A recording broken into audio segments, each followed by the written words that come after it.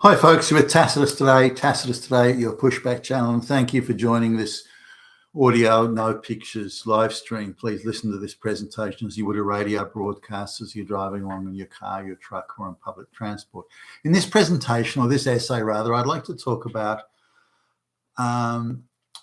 what seemed to be omnipresent. Now, everywhere you go, there's signs quite prominently displayed and tersely worded signs saying threatening behaviour and violence will not be tolerated against our staff, or this sort of thing. And it's in almost every shop I think I go into now, but also places where you receive a service, such as a medical centre or a hospital or government department, or anything at all. These signs are everywhere, and they're worded and phrased and pushed in a way that suggests that, they're almost a provocation rather than a declaration. Now, are these places subject to violent or threatening behaviour? I don't know.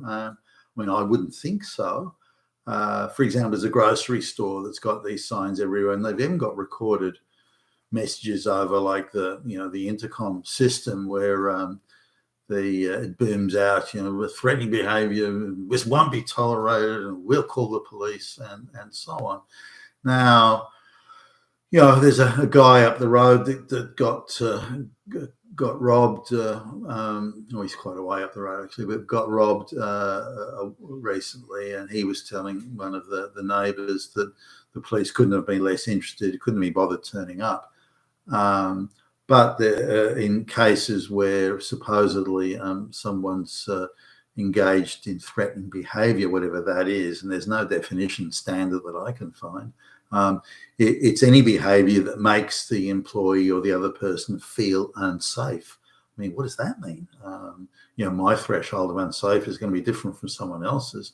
So can anyone just arbitrarily determine I feel unsafe? Now, remember that most of these people are going to be, who claim to feel unsafe, they're going to be super fragile people anyway, who've been educated through the activist education system at high school. So you're surrounded by fascist Nazis. Hitler personally is running around waving swastikas everywhere. So you're in constant danger of being raped and attacked by fascists wherever you go. So their threshold is very, very low. And what's more, look at all the attention and sympathy they can get if they say that I was threatened by a fascist. Hitler waved a swastika at me, but this sort of thing, it gives you a lot of kudos. You're now a professional, bona fide, triple PhD victim, and this gives you a certain amount of cred in your victim community. Now, on top of that, it also has created a generation of provocateurs. You want this to happen. You've been told that the world is awash with Nazis and swastika waving Hitlers and so on. So you've never seen it. You've got no evidence, or you've not experienced it, but you're assuming that everyone else has. All your friends have been attacked by Hitler, but you haven't. So, I'm feeling a bit left out here. I want to be attacked by Hitler as well, so I can go along with the crowd here. So I have to try and provoke an incident with a customer or a patient in a medical centre, or I have to provoke an incident so I can say that I too am oppressed by threatening behaviour. Now, the police, well, they can't be bothered to appear if your place gets robbed. They're quick smart to come along if you claim you're being oppressed or something like that, particularly if you can play the race card. So if you're a brown person, say a brown female, maybe a recent migrant as well, so you can say, well, I'm being oppressed because I'm brown, I'm female, and that person is anti-migrant, which means they must be a fascist or a Nazi, if not Hitler personally. And that gives you a lot of boxes to tick, which will have the police, maybe a whole group of them, screaming down the highway to get to solve this huge issue of social justice. Now, how big an issue this is, we get statistics that women have never been less safe than they are today. This is after 30 plus years of very heavy-handed feminized education, heavy-hand feminist police and propaganda, left, right, and centre, endless government departments and sub-departments dedicated to the protection of women, and yet somehow the problem only ever gets worse. But in order to achieve this never been worse outcome, is they have to expand the definition and to lower the bar and lower the bar and lower the bar until even looking sideways at a woman is the most violent, horrible behaviour you can imagine. And so by lowering the bar and wildly expanding the definition, so a raised voice is violence against women. There's a guy who's, this is an incident a few years ago, but there's a guy who'd been in a bad motor vehicle accident. He had brain damage, and he couldn't, part of this damage was he couldn't hear himself, like his hearing capacity was diminished. So he talked in a rather loud voice because that was the only way he could sort of hear himself speak, and he had this brain damage. So he was standing in line to get I think a coffee or something in this cafe restaurant, and he was known to the people, and the person doing the cash register called out to him, "Hello, Billy Bob," or whatever his name was, and in his booming voice, again, because he can't hear himself, "I'm going pretty good," and again, the guy's had brain damage. But because of his loud voice, the woman, a very fragile woman in front of him, then panicked and screamed, "Oh, your voice is so loud!" And she started to cry and panic and scream. So that she had a very low threshold there. Obviously, anything could have set her off, but the loud voice meant that she was being oppressed. And she then had this very Academy Award-winning dramatic thing where she held up her hands, sort of, "Don't hurt me, don't hurt me." Oh. And the whole thing was a piece of dramatic theatre from a very unbalanced woman, but that was enough. So somebody saw this and decided that, hey, I have to protect this woman from being oppressed by this evilness. The guy's probably Hitler. And so they called the police. Next thing you know, the police are screaming in the door, "Where is this oppressed woman?" Or straight white male police, by the way. "We're hairy-chested, strong men. We're going to protect the little woman from and so on. So, and the owner of the business and some other people there sort of calmed things down. Look, this is all that happened, and Billy Bob's retarded and he can't hear, and he's got a hearing problem. And, this woman's very delicate and fragile. She panicked when she heard the loud. That's all that happened. Nothing happened." So but still not quite satisfied, they have to talk to Billy Bob. Satisfied he's retarded, and he talks in a loud voice for reasons of his injuries. And but the idea is that they went away so a little disappointed. I mean, isn't there a straight white male that we could have arrested and put in prison or something? Couldn't we have just showed our muscular feminist credentials here? But anyway, so we're looking at multiple moving targets here. We're looking at definitions that are changing and being expanded along ideological lines, and we're looking at people, women in particular, being encouraged, and along race and gender lines, being encouraged, aggressively encouraged, I would argue, to view themselves as victims and to look for victim situations where they can act out their fantasies of victimhood, where there is no victimhood. So this supposedly toughness, we won't tolerate violence, we won't tolerate threatening behavior, makes you sound so big and tough, but is it in fact creating situations of provocation that otherwise wouldn't exist? So is that shop or that medical centre, where they're in the business of delivering a service, would be medical care or selling services or goods or groceries or I don't know, a colour television, whatever it is, but is that their business, or is their core business social engineering and looking for situations where they can claim victimhood? Now, and say in situations, the nurses' unions, teachers' unions, these sorts of things, their unions are very, very active and activist in arguing that our members are in danger, and have to be paid extra, get special protections.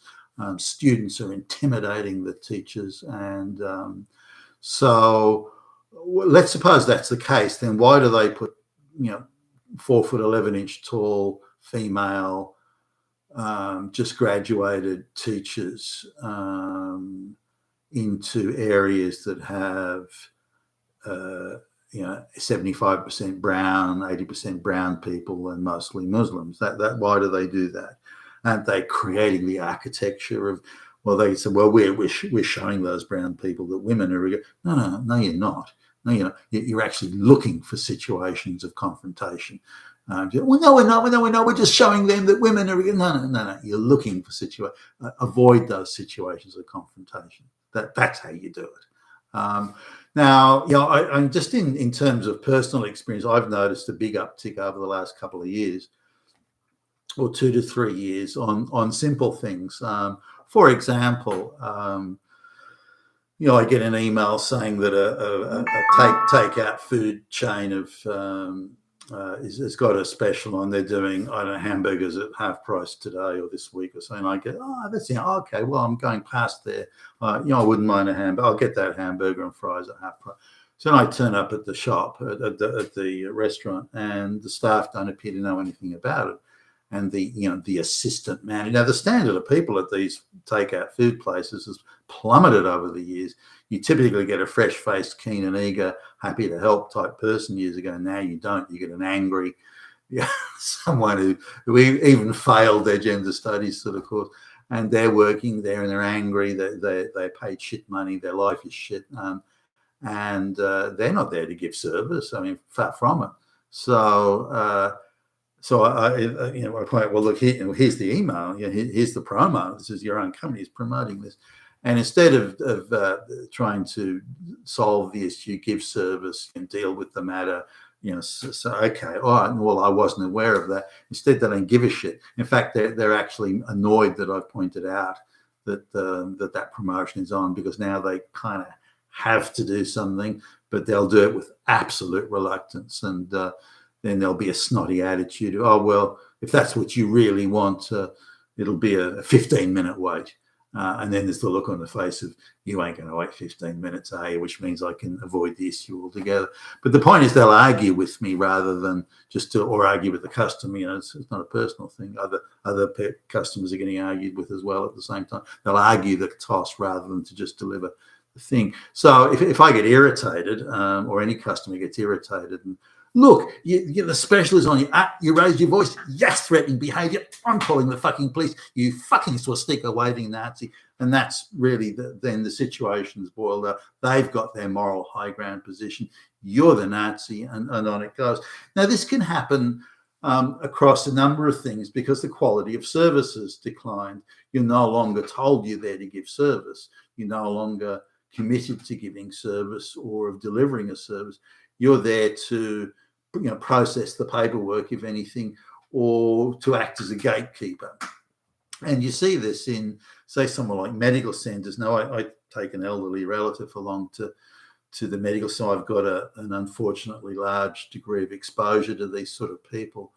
And I can't for life of me work out when I go in there why they are determined to argue and fight you every step of the way. So just basic things like I've got the degree of sort of power of attorney, if you will, in some of this stuff, and so we go into the medical centre and it's on record. They've got a record of it. The record's been updated, so you get some snot-nosed, deliberately provocatively talking to, and they'll look at you and I'm just letting you know that we don't tolerate violence in here. Well, that's good. Neither would I. So do you understand what I've just said? You Nazi. No, just tone it down here. No one's a Nazi. No one's being threatening. Why are you being so provocative with your, there's no need for that. It's not required under these circumstances. So then it'll be, so who are you? Why are you why are you with Billie Jean here? Well, Billie Jean's my auntie, and this, and so, and I have this power of attorney. What's this power of attorney? Where is it? Well, you've got a record of it, and the record's under. I can't see it here. It's not here. Do you have a copy with you? If you haven't got a copy with you, I'm not going. No, fuck, straight away. So this demand, no service. You must do this, and this is quite provocative. Now, another way of handling it would be, when did you give that record of the? Okay, well, it should be here somewhere. Let me have a look for. I'll just consult with one of my colleagues, but instead it's direct confrontation. They're wanting you to get angry and get irritated, and this can be something else. I ordered something through a shop, and the shop sends you an email saying we've got it in stock now. Come and collect it. So I come to collect it, and now there are some other things like go and ask for a Billie Jean. It can be like Billie Jean's. It's her. She's sick today or off today or something. Okay. Well, I had the other person that did this was Billie Jane or something. Susie, whatever. So no, that she's off on lunch. Okay. Well, I've come to pick something. Here's the email. No, I've got no record of that here. So. Maybe you've got it wrong. No, this is an email from your own office here saying it's in stock now and coming to get it. You can see that yourself. Oh, I don't have time to read that. Now, straight away, they're being difficult and they don't want to have to deal with it. So if you get irritated with them, which you've got every right to do, by the way, if you get irritated at their lies, no, it's not in, I've checked. And if you get irritated at their lies and their fob-offs, then you've been violent and you've been threatening. So we've got a situation where confrontation is being inbuilt to this supposed idea of protecting staff from oppressions and threats and violence that doesn't exist. Like how many staff have actually been threatened or been subject to violence? To what extent did they provoke the incident? And how provocative and threatening were the staff, for example? And these things. So it's being delivered as a one-sided thing, and particularly by trade unions that say, well, our staff are treated like shit, they're getting shit pay, but let's make a big deal about they're being threatened by this imaginary threat. Imaginary Nazis were everywhere, far-right thugs were everywhere, and we're protecting them against that, and that'll make them feel sort of loved and protected and looked after, and daddy's looking out, this sort of stuff. So I think it's creating more problems. Now, as part of this wider sort of thing about that violence and threatening behaviour everywhere when they're not, is this idea of the new definition of hatred. So I think everyone's seen now that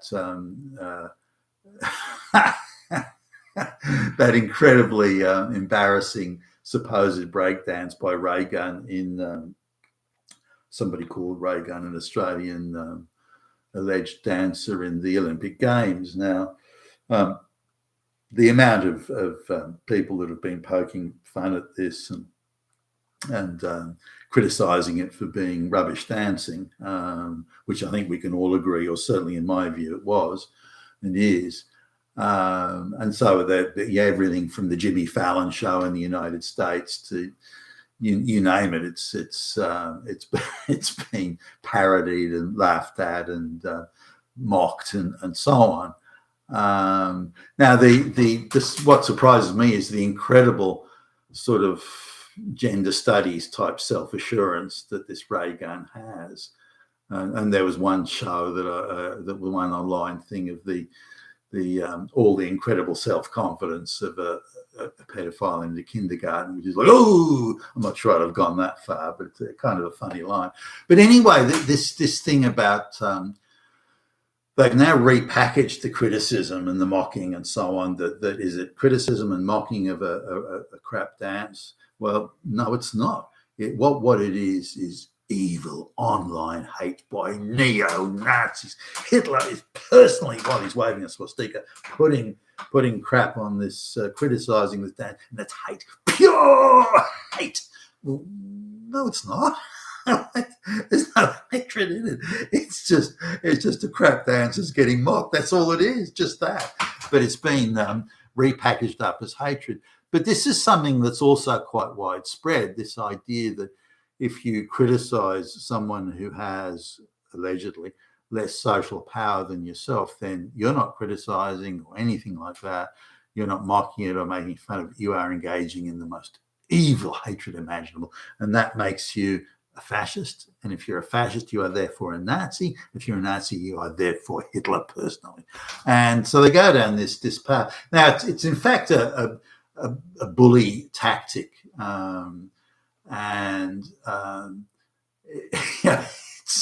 It's a bully tactic where if you do something that's not unreasonable or quite reasonable, or they can assign an intent to it. Well, the reason you're doing it is because you're hate-filled and you're a Nazi, and so they can assign intent and premeditation to something that you do or say, and they can arbitrarily do it. They're allowed to assign that to you, but they're not hate-filled. You are, and this is now, I think, a widespread factor as well. Those are my thoughts. You've been a Tacitus today, your Pushback channel, and thank you for listening.